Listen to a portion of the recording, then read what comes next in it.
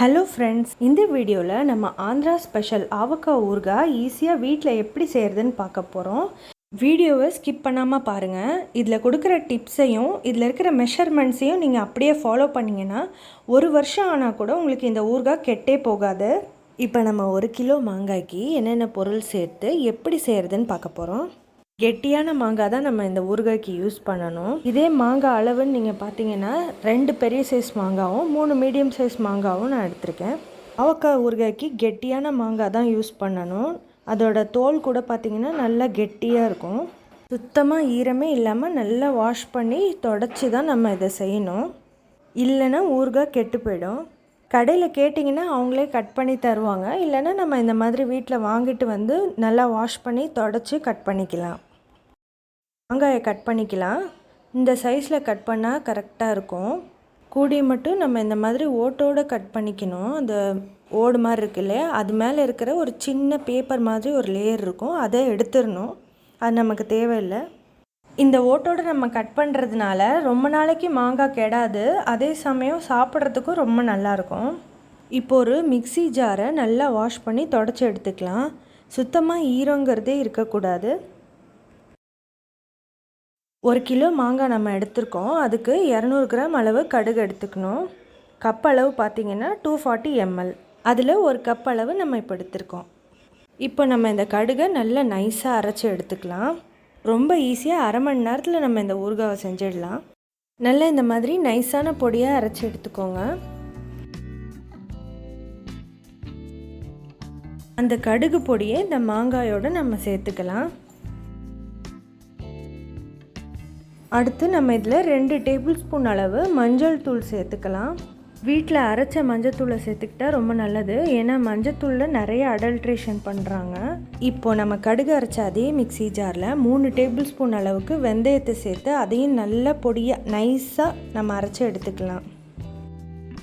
நல்லா நைஸாக அரைச்சாச்சு. இப்போ இதையும் நம்ம நறுக்கி வச்ச மாங்காயோடு சேர்த்துக்கலாம். அடுத்து நம்ம காரத்துக்கு வரமிளகாத்தூள் 200 கிராம் சேர்த்துக்கலாம்.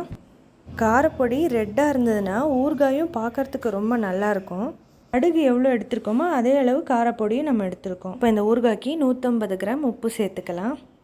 உப்பு சில பேர் கம்மியாக சேர்த்துப்பாங்க, சில பேர் அதிகமாக சேர்த்துப்பாங்க. பொதுவாக ஊறுகாய்க்கு உப்பு இருந்தால் தாங்க கெட்டு போகாமல் நல்லாயிருக்கும். ஊறுகாவை போட்டு 3ஆவது நாள் செக் பண்ணி பார்த்தீங்கன்னா நமக்கு தெரியும். சப்போஸ் உங்களுக்கு உப்பு கம்மியாக இருக்குதுன்னு நீங்கள் ஃபீல் பண்ணிங்கன்னா இன்னும் கொஞ்சம் உப்பு சேர்த்துக்கலாம். இது எல்லாத்தையும் இப்போ நல்லா மிக்ஸ் பண்ணிக்கலாம்.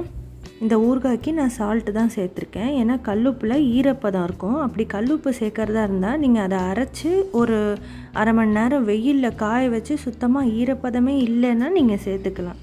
அப்போ தான் 1 வருஷம் ஆனால் கூட கெடாமல் இருக்கும். மசாலா ஃபுல்லாக எல்லா மாங்காய்க்கும் கோட் ஆகிற மாதிரி நம்ம மிக்ஸ் பண்ணிக்கணும். இந்த ஊறுகாய் ஆந்திராலே ஒரு ஊரில் ஒரு மாதிரி செய்வாங்க. இதுதான் இருக்கிறதுல ஈஸியான மெத்தட். ஏன்னா இதில் அடுப்பு விலங்கிறதே நமக்கு இல்லை. நல்லா மிக்ஸ் பண்ணதுக்கப்புறம் இந்த ஊறுகாய்க்கு தேவையான எண்ணெய் நம்ம சேர்க்க போகிறோம். நல்லெண்ணெய் சேர்க்குறேன். நல்லெண்ணெய் தான் ஊறுகாய்க்கு நல்ல ஒரு டேஸ்ட் கொடுக்கும். நல்லெண்ணெய் ஒரு 1/4 லிட்டர் அளவுக்கு இதில் சேர்த்துக்கணும். அதனால இந்த ஊறுகாய் ரொம்ப ஈஸி போடுறது. 1/4 லிட்டர் அளவு எண்ணெய் சேர்த்துட்டோம். இந்த ஊறுகாயை போடுறதுக்கு நல்ல ஒரு அகலமான பாத்திரமாக பார்த்து எடுத்துக்கோங்க. அப்போ தான் நம்மளால் ஈஸியாக மிக்ஸ் பண்ண முடியும். நம்ம ஊற்றின எண்ணெய் பத்தலை, ட்ரையாக இருக்குது அப்படின்னு நீங்கள் ஃபீல் பண்ணிங்கன்னா 3ஆவது நாள் செக் பண்ணி பாருங்கள். அப்போ தான் கரெக்டாக தெரியும். ஏன்னா 3ஆவது நாள் உப்பு காரம்லாம் இழுத்து மாங்காய் கொஞ்சம் ஊறி இருக்கும். இப்போ நம்ம மிக்ஸ் பண்ணியாச்சு. இந்த பாத்திரத்துலேயே 3 நாளைக்கு இருக்கட்டும். ட்ரை ஸ்பூன் வச்சு ஒரு நாளைக்கு ஒரு வாட்டி மிக்ஸ் பண்ணிக்கோங்க. இப்போ 3 நாள் ஆயிடுச்சு. பார்த்தீங்கன்னா ஆயில் நல்லாவே மேலே தெரியுது. உங்களுக்கு ஒரு வேளை இந்த ஸ்டேஜில் ஆயில் கம்மியாக இருக்குது அப்படின்னு நீங்கள் ஃபீல் பண்ணிங்கன்னா கொஞ்சமாக ஆயில் ஊற்றிக்கலாம். டேஸ்ட் பண்ணி பாருங்கள். சில பேர் உப்பு அதிகமாக சேர்த்துப்பாங்கன்னு நான் முதல்ல சொன்னேன் இல்லையா, அப்படி கம்மியாக ஃபீல் பண்ணிங்கன்னா கொஞ்சமாக உப்பு கூட நீங்கள் சேர்த்துக்கலாம். நல்லா சுத்தமாக வாஷ் பண்ணி தொடச்ச கண்ணாடி பாத்திரத்துலையோ இல்லை பீங்கான் ஜாடியிலையோ நம்ம இந்த ஊறுகாவை ட்ரான்ஸ்ஃபர் பண்ணிக்கலாம். ஈரம் படாத ட்ரையான இடத்துல இந்த ஊறுகாயை ஸ்டோர் பண்ணி வச்சுக்கோங்க. ட்ரை ஸ்பூனே எப்போவும் யூஸ் பண்ணுங்கள். 1 வருஷம் ஆனால் கூட இது கெட்டு போகாது. இந்த ரெசிபி பிடிச்சவங்க ட்ரை பண்ணி பார்த்து உங்கள் ஃபீட்பேக் எங்களுக்கு சொல்லுங்கள். நம்ம சேனலை சப்ஸ்கிரைப் பண்ணி பெல் ஐக்கானும் கிளிக் பண்ணிக்கோங்க.